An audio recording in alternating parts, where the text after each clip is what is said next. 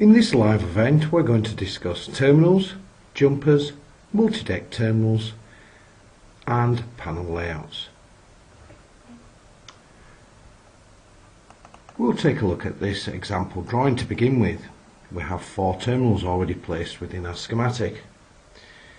If I produce a terminal rail, I might want these terminals sorted and ordered in a particular method. I might also wish to add spares, accessories, end stops, end plates. We can also show the terminal rail in different representations, whether it be a graphical, i.e. looking like the terminal strip, whether it be in a DIN chart or DIN style chart or IEC table style chart, or whether it be in a jumper bar chart.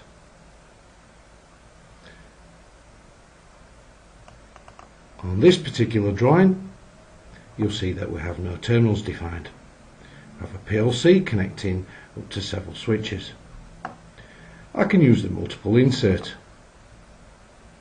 Terminals are logically grouped and they come in a variety of shapes and sizes. You can create your own, but there is different intelligence on the different types of terminals. For example, a square, a round, a triangle or a diamond or a hexagon terminal is effectively a dumb terminal.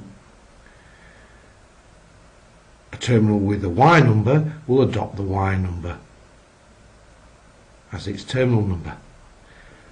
A terminal with a terminal number will just have a sequential count on it as its number. And a terminal with Y number change allows you to have different Y numbers at opposing sides of the terminal. This is useful where you're tallying up to customers' existing wiring, or whether it may be a test-link terminal as an example. So in this particular example, I'm going to use a round with terminal number. And I can quite simply draw a straight line across, fence insertion, and this will insert several terminals all at the same time. I can either continue from the last terminal, which was terminal E, or terminal 5, or I can create a new terminal strip. Let's say this is called X1 rather than XD1 and it's terminal number 1. And we can say OK. I'm not going to show the dialog box, and in that manner I can place multiple terminals down at the same time.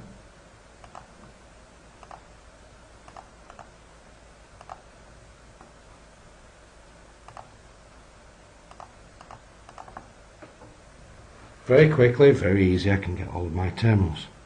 Now you note that the terminals also have the annotation of the installation and location. This is dependent upon your drawing properties, i.e. your drawing defaults. So in this particular example we've got machine and control panel. Of course you can change the location of several terminals all at the same time.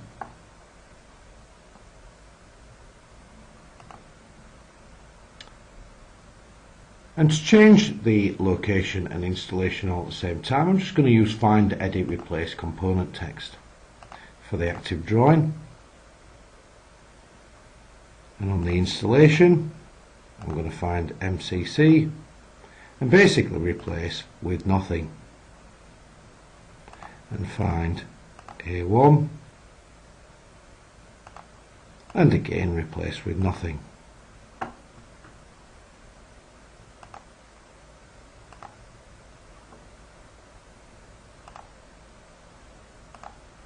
That basically means the terminal belongs in the location that's defined within the properties of the drawing. I'm going to use a location box, and this is quite important to use location boxes and to categorize parts into areas of manufacture, because it certainly does make it easier when producing reports at a later stage. So let's say this is outside of the machine, the control panel. Let's say that this is in the operator's console as an example. And now all of those symbols inside of that location box will have a location of operator's console. This basically means that it's easier to understand and pick up the information within the terminal editor. So these have been defined as terminal strip X1. The terminals on sheet 1 have been defined as XD1. The terminal editor is available from the panel ribbon. If we select it, it will now show us 2 terminal strips in the list. One has 4, one has 16. Let's play around with XD1 to begin with.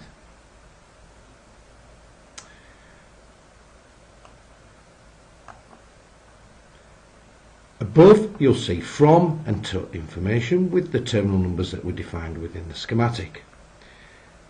In the bottom part of the dialog you'll see commands for editing the properties, moving terminals, adding spares, accessories, deleting spares and accessories, and reassigning destination information and toggling information from one side to another. In addition to assigning external jumpers and changing multi-deck terminal association. In the terminal strip dialog there is 4 tabs. One is for the terminal strip, one is for the catalogue code information where you can assign manufacturer and part information. One is to see how the cables are grouped together.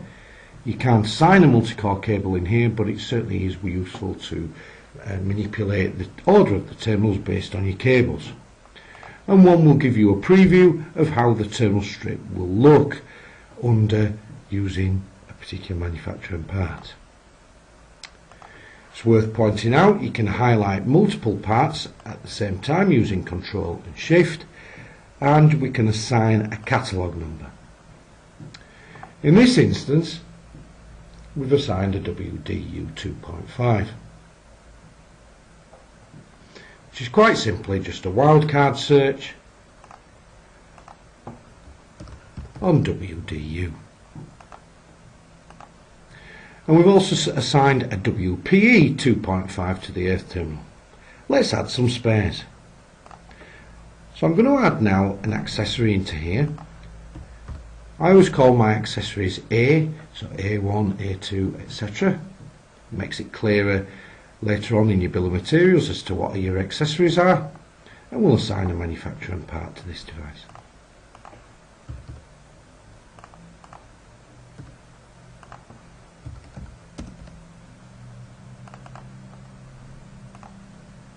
I can quite simply copy the information, copy catalogue number, because I would like another accessory listed below, and then paste. I'd like several spare terminals inserted. Unfortunately there isn't a percentage, so you do have to work out how many terminals you have and then work out what the 10% addition would be. I'm going to call my spare terminals SP1, SP2, etc. And what we'll do here is we'll just assign a different manufacturer, or should I say different part number, to these devices.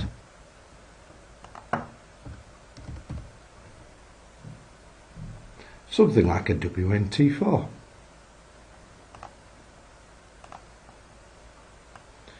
As you can see, I've now got 5 spare terminals.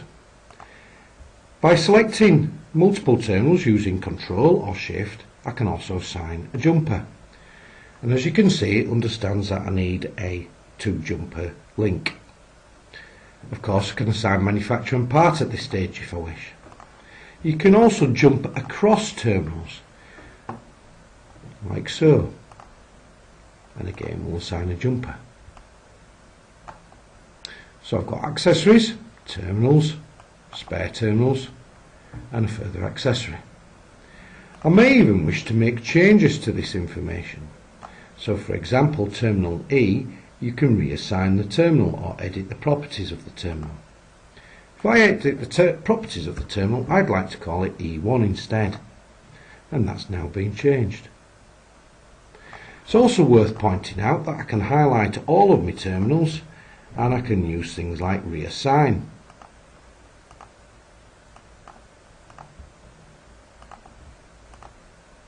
And rename the terminal strip to something completely different. I can also move terminals up and down by highlighting what I would like to move and then using move up, move down, pick above, pick below. But the one thing that's the most important part of your terminal strip is defining the installation and location positions. If, for example, you've got a bottom entry control cabinet, your cables are coming out of the bottom side of your terminal strip. And effectively, within the panel layout, that's how you'd like to show it. So what you can do is you can toggle the information of the installation and location from either side using these commands here. And ideally what you'd like to have is all of your internal wiring to be on one of the sides.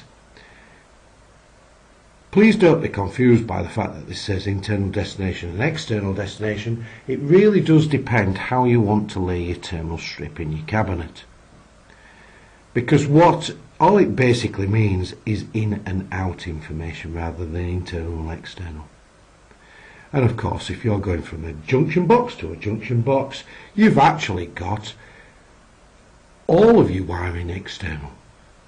But some of the wires you want to come in from the left hand side or the top, some of the wires or cables you want to come in from the right hand side or the bottom. So that's your classification. It's making sure that all of the components or all of the cables from the same place are on the same side. Once you're happy with this, we can even have a look at how it's going to lay out the cables, which is fine, and I can also preview how this is graphically going to look in my terminal editor. And as you can see, there's my spares.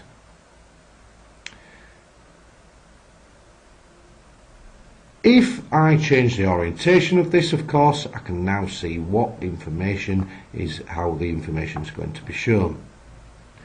And I've got choices as to what information I'd like to actually show within the annotation format.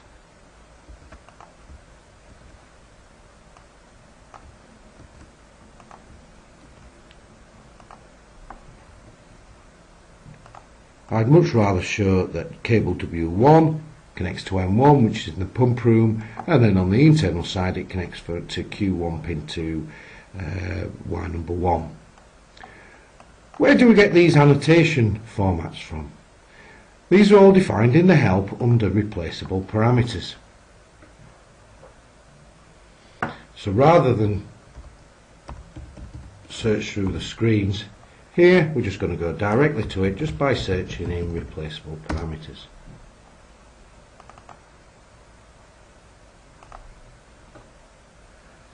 And the codings that we used, so we'll just move this to the side, %C, %2, %L. As you can see, %C standing for the cable, %L standing for the location, and %2 is the equivalent of the component tag and the terminal. So you've got choices as to what you actually want to see as the annotation, and also you don't have to show annotation if you don't want. You'll note that AutoCAD Electrical has automatically determined the overall distance, i.e. the length of the rail, based on the manufacturer's parts that you actually defined.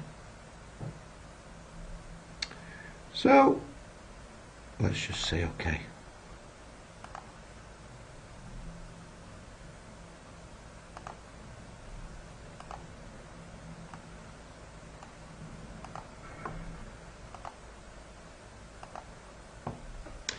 As we made some changes to some of the terminals, i.e. we changed the earth terminal from E to E1, it's automatically gone back into the schematics and updated. I've actually positioned this on the wrong drawing. I'm going to highlight, cut the information and paste it into my layout drawing.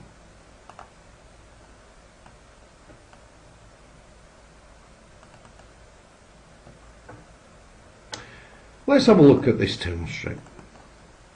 So with regards to this terminal strip, I've got a 24 volt line connection connecting to 8 terminals.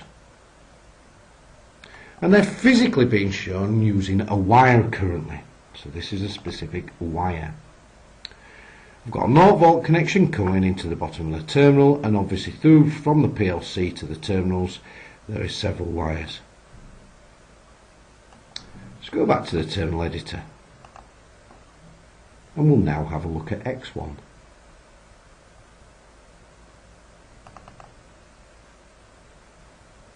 So as you can see, as I mentioned before, the destination group of commands here allow me to manipulate the terminals. And from our terminal dialog, you can quite clearly see I've got control panel connections down this side.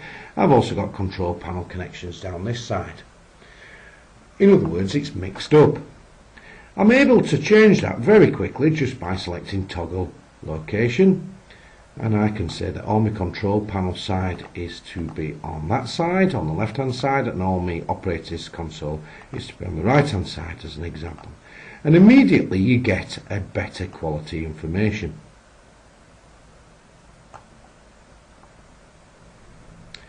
But as you can quite clearly see, these are all wire connections connecting between terminal 1 to terminal 2 to terminal 3. In other words, it's these connections.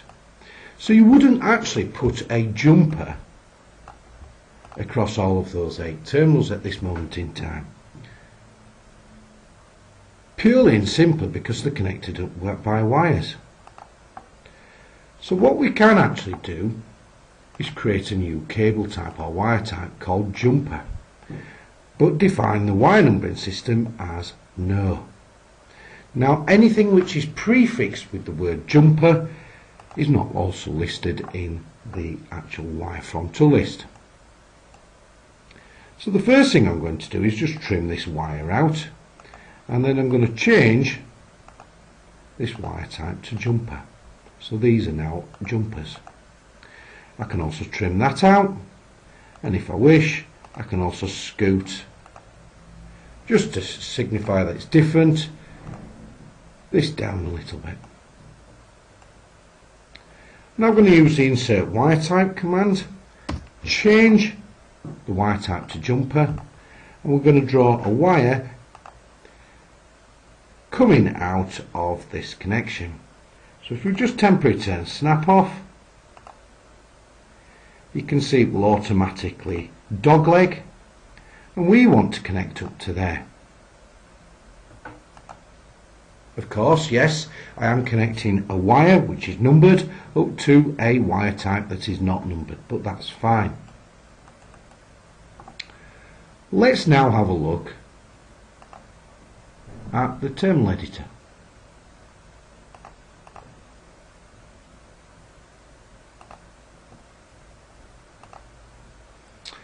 So instantly you'll see I've got a better quality of information within my terminal strip. Let's now put an external jumper to these first 8 terminals. And let's preview how it's going to look. So this is my terminal strip. I'm fine with this. This is in the graphical form. We'll just insert that down here. But we can also do a jumper chart style. It's important to ensure your table style is set to asymmetric. You can rotate it round as well, and if we select update you'll get a little preview. You've also got various options here as to what you show and what you don't show. And we'll insert that. Now the purpose of that drawing is to aid the guys who are building the actual terminal strip to understand where the internal as well as external jumpers are located. There is of course the other style, which is the tabular terminal strip style. Again I'm choosing asymmetric, but I'm selecting settings so I can rotate the item by 90 degrees. I've also got the ability to define the columns as to what information is being shown, and I may wish to remove some of this information out. Again I can preview and it will give it in a very graphical format.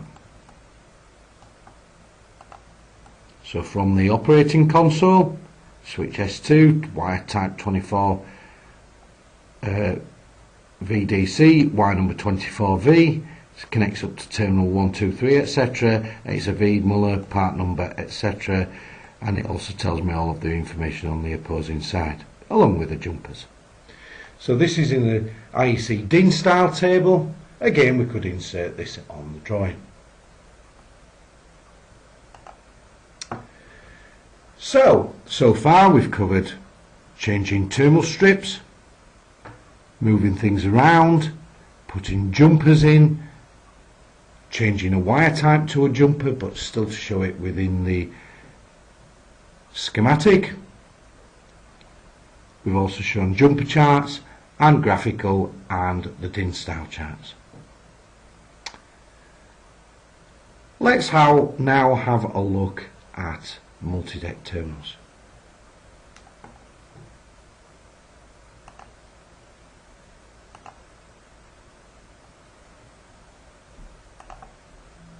So what I'm going to do here is just erase the contents of this drawing, just makes it a little bit easier, and we'll start inserting some symbols.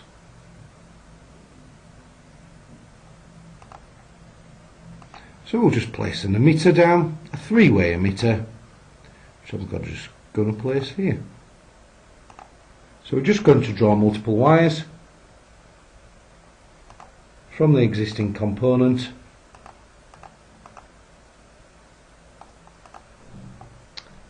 and we'll draw an individual wire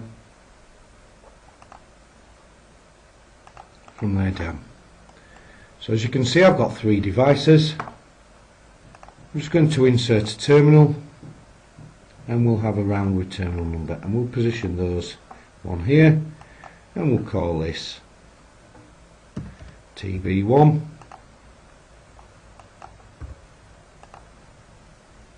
place another down and place another one down here.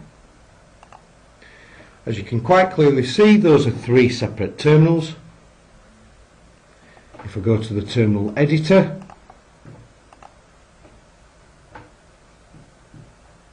TB1 has three terminals, and they quite clearly are shown as three terminals here. But ideally what I would like to do is make those into a multi-deck terminal.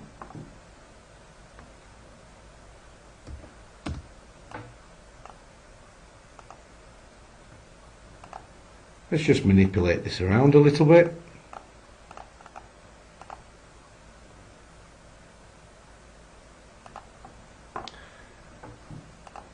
And although not a true circuit, let's just insert some more symbols so that we've got complete information in our terminal editor.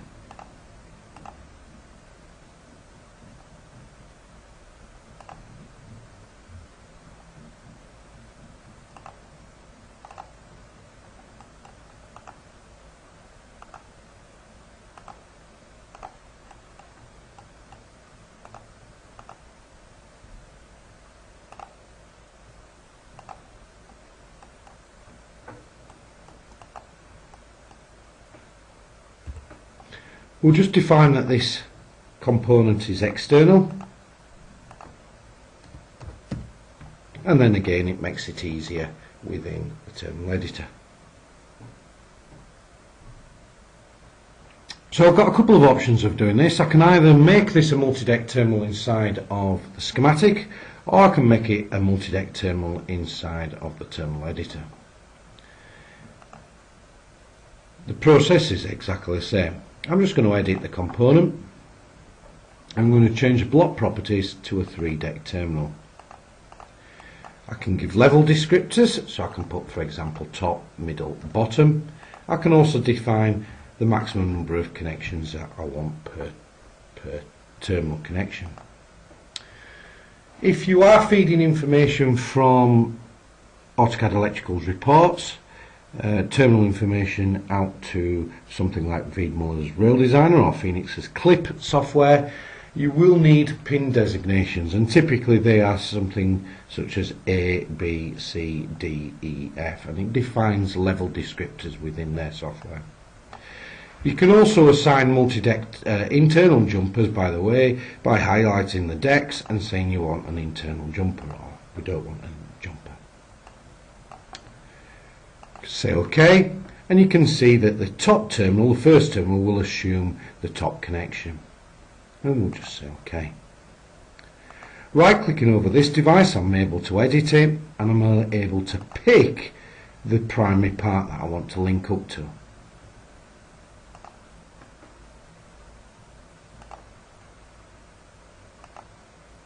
And as you can see, as long as you do pick it, it automatically assumes the middle connection.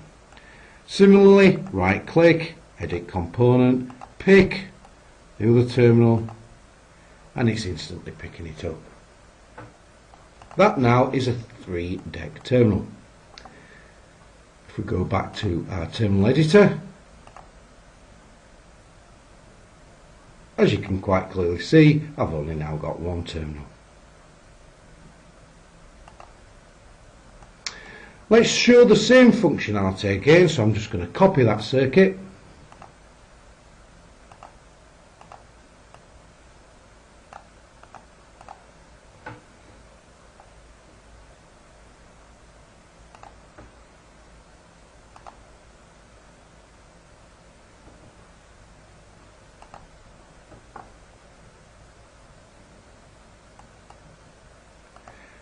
But we're going to break apart the terminal associations. So if we go back to the panel and the terminal editor, we should now have 4 terminals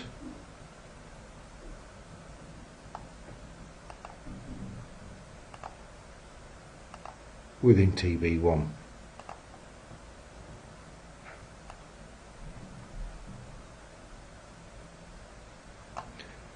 This is a multi-deck, these are 3 separate terminals.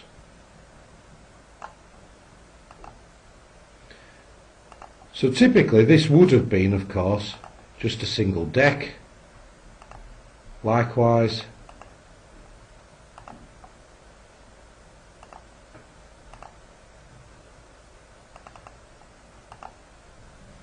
typically that's the type of information that you would have seen. 4, 5, 6, and obviously that's a 3-deck terminal. Tells me the level names here in the grey box down the left hand side. Again, we can have a look at the installation and location information, just to basically toggle the correct information from one side to the other. This will give you better information. So how do we make this into a 3-deck terminal? Because it may have been that the terminals, or the representations of the terminals, different levels, were on different pages. You can edit it, you can define the properties here, and say top, middle and bottom. 2, 2 as an example, and that now becomes a 3-deck terminal. I can right click over terminal number 5 and just say associate, and I want to associate with terminal number 4, level 2. That's now become part of that terminal. Similarly, terminal, associate, associated terminal number 4, and it's the bottom connection. These now have become redundant, so they're classed as spares, which of course they can be deleted out. Now I've numbered my terminals, each level a separate number. They don't have to be. There is a renumber feature where you've got the ability to number terminals on a per terminal basis or a per level basis. Multi-deck terminals.